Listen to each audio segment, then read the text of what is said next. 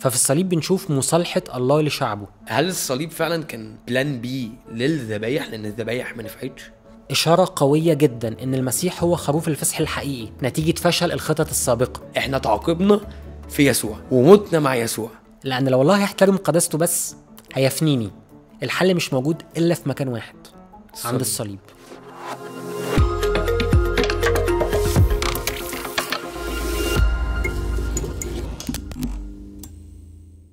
اهلا بيكم في حلقه جديده من بودكاست شارك. والحقيقه الحلقه اللي فاتت انا وماركو عملنا مشكله وكلكعناها وصعبناها. هل يا ترى المشكله دي ليها حل؟ هل الصليب ممكن يبقى حل كفايه؟ طب ازاي؟ وازاي الصليب هيقدر يحل مشكله كبيره زي عدل الله ومحبته؟ تعالوا نشوف مع بعض.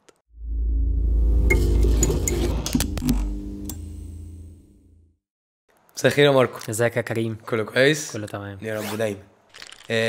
كلامنا اللي فات احنا عقدنا المشكله وعملنا مشكله كبيره اسمها انه قداسه الله وخطيه الانسان ما بقاش ينفع يتجمعوا مع بعض، وابتدينا نقول انه في حل واضح انه ما كانش افضل حل اسمه الذبايح، لانه كل ما بيقدموا ذبيحه بيحتاجوا يقدموا ذبيحه تاني. طيب بعد كده بقى هل مثلا الله بعد ما شاف الديزاين ده حس انه لا الديزاين ده مش شغال، يلا نعمل ديزاين الصليب عشان نخلص من الموضوع ده ونقطعه؟ فهل الصليب فعلا كان بلان بي للذبايح لان الذبايح ما نفعتش؟ اوقات كتير بنفكر بالطريقه دي، زي بالظبط لما يبقى في مريض محتاج عمليه والدكتور يبدا معاه بادويه في الاول. اوكي. فيبدا يديله ادويه، وبعد كده يغير الدواء. هو طول الوقت عارف ان الحل الجذري في العمليه، بس هو بيأخر الحل ده لان ده الحل الاصعب. فبيحاول طول الوقت يمشي معاه كذا سكه، وبعد كده لما الحاجات دي بتبوظ خلاص يقول له مضطرين بقى للاسف يعني هنعمل عمليه. اوكي. اوقات كتير بنفتكر خطه الله بتمشي بالشكل ده، ان الله بيجرب فبيعمل شويه حاجات فبيلاقيها ما نفعتش، فبعد كده بيقول طب خلاص بقى نحلها بقى وامرنا لله. اوكي. فاوقات كتير بنفكر ان الصليب خطه بديله، ان لان الانسان اخطا فالله اضطر ينزل ويتصلب. بس الصليب مش خطه بديله، الصليب خطه اساسيه. الله ما عندوش بلان A وبلان B، هي بلان واحده. اوكي. وده بنشوفه في افسس 1 بولس لما بيقول مبارك الله ابو ربنا يسوع المسيح الذي باركنا بكل بركه روحيه في السماوات. بعد كده بيقول اختارنا فيه في المسيح قبل تأسيس العالم لنكون قديسين وبلا لوم قدامه في المحبه، اذ سبق فعيننا للتبني بيسوع المسيح لنفسه حسب مسارة مشيئته.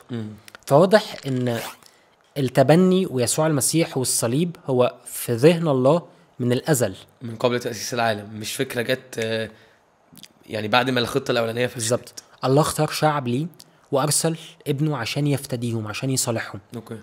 ففي الصليب بنشوف مصالحة الله لشعبه. الله بيرد شعبه ليه مرة تانية. فالموضوع ما كانش مجموعة من الذبايح ما نفعتش فخلاص نروح للصليب، بالعكس ده الله الصليب كان في خطته. وقبل ما الصليب يحصل الله بيبدأ خلال العهد القديم وخلال تاريخ الفداء بيدي زي ومضات كده صغيرة بتشاور على الصليب. ازاي بقى؟ يعني فين في العهد القديم كان في اي اشارة للصليب اللي جاي قدام؟ كل ذبيحة كانت بتتقدم في العهد القديم كانت بتشاور على المسيح. يوم الكفارة اللي موجود في لاويين 17 اللي اتكلمنا عنه الحلقة اللي فاتت كان بيشاور على المسيح. أوكي. لكن أنا يعني يهمني جدا أتكلم عن حادثة معينة وهي حادثة خروف الفصح. في سفر الخروج في الضربة العشرة لما ضربة موت الأبكار، لما الله قال لموسى كل حد منكم يذبح خروف ويدهن العتبة العليا والقائمتين بالدم علشان ملاك الموت يعبر وما يدخلش بالظبط ينفذ الحكم. من خلال خروف الفصح كان بيحصل نجاة لشعب إسرائيل وهلاك للمصريين. أوكي. أو هلاك للابن البكر. فمعنى إن الابن البكر ما يموتش لازم يبقى فيه بديل ليه اللي هو خروف الفصح. فرب البيت اليهودي كان بيذبح خروف الفصح، وزي ما انت قلت بيدهن الدم على العتبة العليا والقائمتين. فمن خلال خروف الفصح لما الملاك بيعدي بيرى الدم وبيعبر عن البيت، وكأنه بيقول انه خلاص حصل موت هنا اوريدي. فمعنى عدم موت خروف الفصح ده معناه موت الابن البكر. اوكي. فعشان يحصل افتداء للابن البكر كان لازم خروف الفصح يموت.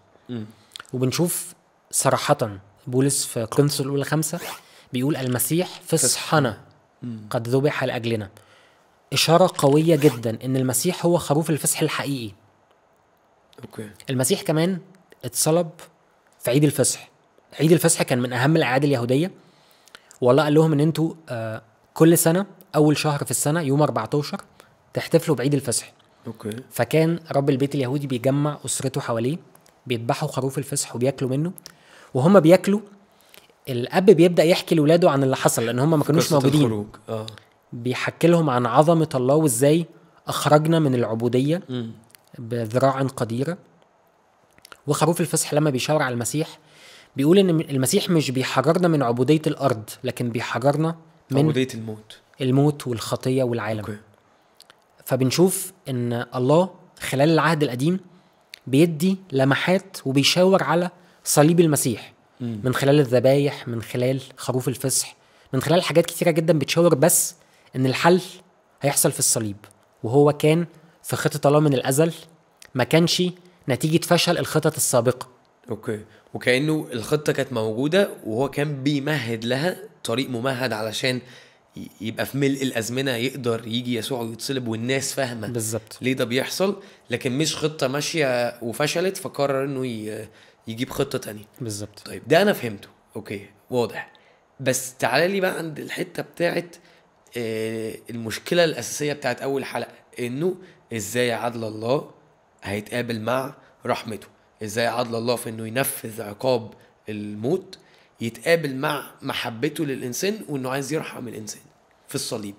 حصلت ازاي دي؟ احنا الحلقة اللي فاتت قلنا ان في سؤال بنسأله، ان الله مصعبها ليه؟ مصعبها كده ليه؟ مصعب الحل كده، ما كان يسهلها على نفسه وعلينا ويغفر زي ما بيقول لنا نغفر والموضوع عندي فاين يعني. وبعد ما فهمنا قداسة الله وفهمنا جسامة خطايانا السؤال اتغير، بقينا بنسأل هو هيحلها ازاي.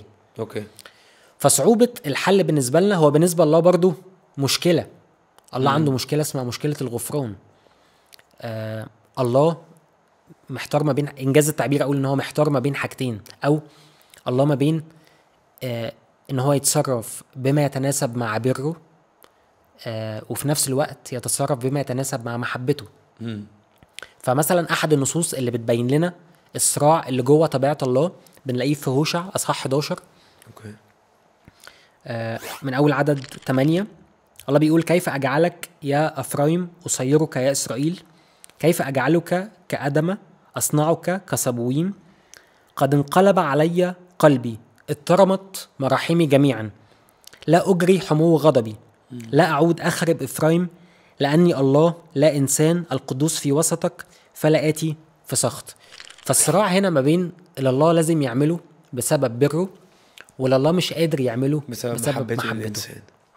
فازاي الله هيتصرف او هيعبر عن قداسته من غير ما يفنينا، وازاي هيعبر عن محبته من غير ما يتساهل مع خطايانا؟ اوكي. الحل مش موجود الا في مكان واحد، عند الصليب. ازاي ده بيحصل؟ من خلال ان الله يأمن بديل. فالبديل بينال العقوبة والجاني اللي هو انا بينال العفو. فمن خلال البدلية الله بيتصرف بتناغم مع قداسته ومحبته. لأن لو الله هيحترم قداسته بس هيفنيني، ولا هيحترم محبته بس ممكن يتساهل معايا أو يصهين على الخطية، ولا مش هينفع يصهين على الخطية. فكان لازم الموضوع يتم من خلال بديل. اوكي. فالبديل يتم تنفيذ العقوبة فيه، والمجرم يتم العفو عنه. اوكي. بس كمان مش بس بشوفها كبديل، لان انا بحس لو بس بديل فلا، انا لو انا اللي مغلوط في حقي وشخص شال العقاب نتيجه عن حد غلط كبير احسه لا ده ظلم، انا محتاج الشخص اللي اذاني اشوفه بينال العقاب.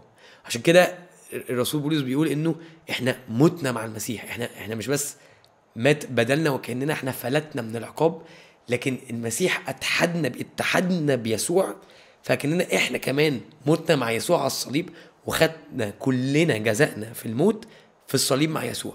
فاحنا مش فلتنا، لا احنا تعاقبنا في يسوع ومتنا مع يسوع.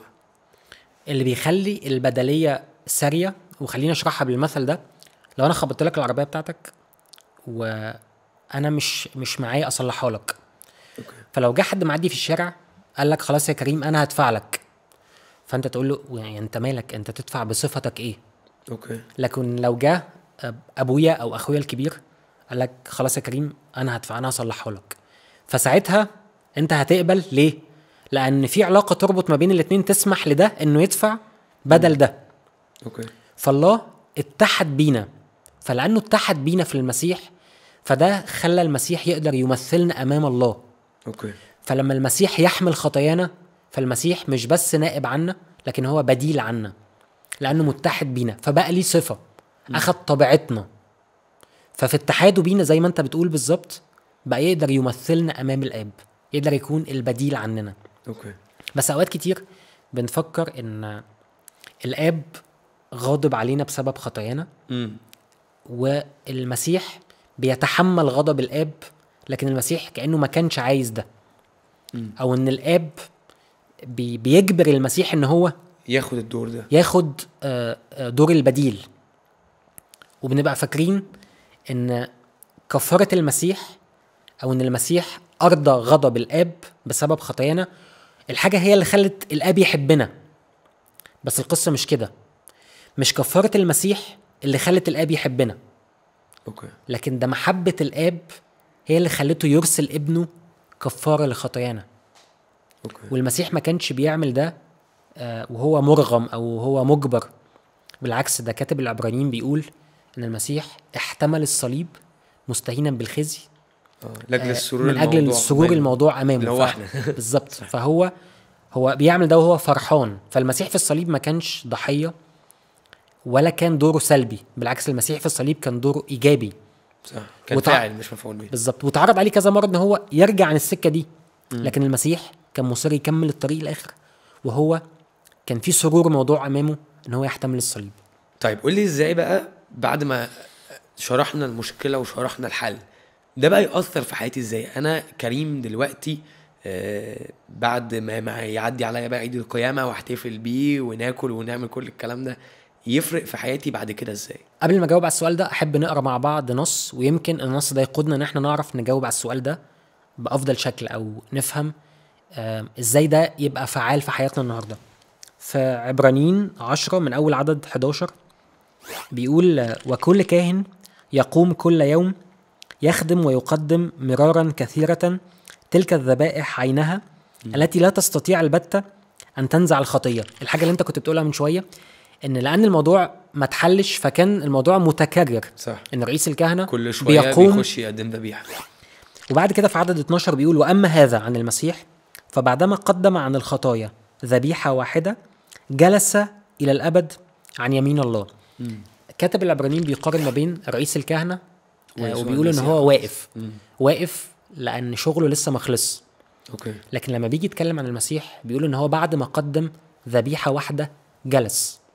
أوكي. فعايز يقول إن المسيح خلص شغله.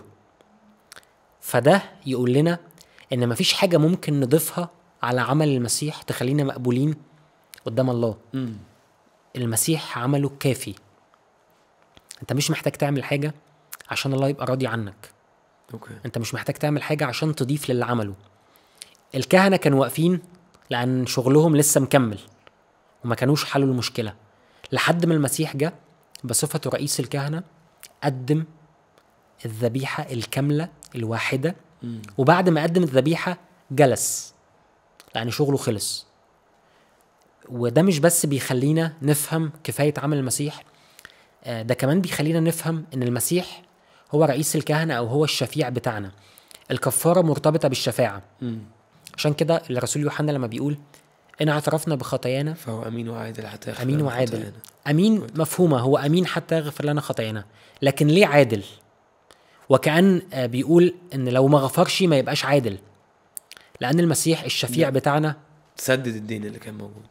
كأنه بيقول للآب بصفته المحامي إن من عدلك إن أنت تغفر لهم لأن أنت أخدت حقك مني، وأنت ما ينفعش تاخد حقك مرتين. أنت أخدت حقك في الصليب. الآب تم إرضاء غضبه وقدسته في الصليب في ذبيحة المسيح. عشان كده انت بتقوله ده يعني بيفرق معايا قوي، انه انا مش بعيش حياتي وانا ماشي في ظلال الماضي وظلال الغلطات الماضي، لكن انا مت بخطاياي بكل حاجة على الصليب. فالحياة اللي بحياها بعدين هي حياة يسوع المبررة، يسوع البار، وكأنه هي دي نوع الحياة اللي أنا مدعو أعيشها. أنا ببتدي بنوع حياة مختلفة. الحياة ده بيفرق لي قوي، لأنه بيخليني أبص على الحياة بمنظور مختلف. أنا مش بعيش علشان أنا مذنب وأنا خاطي، لا، أنا بعيش لأن أنا مبرر، فبعيش نوع الحياة اللي تليق بالتبرير اللي أنا خدته ده. حقيقي فرق معايا قوي الجزء ده في كلامنا، وفرق معايا الحلقة دي كلها بشكل عام، من أول المشكلة اللي بدأنا بيها للحل اللي وصلنا له. احنا كده حلناها، ما وقفناش عند المشكلة، عرفنا الحل يجي فين. خلاص الحمد لله، الحمد لله. الحل كان في الصليب، وتأكدنا من كفاية الصليب وتأثيره العظيم في حياتنا، مش بس كحدث حصل زمان، لكن كحدث بيأثر في حياتنا لحد النهاردة وللأجيال اللي جاية قدام. شكرا جدا يا ماركو، وحقيقي استمتعت معاك في الوقت ده. شكرا جدا يا كريم.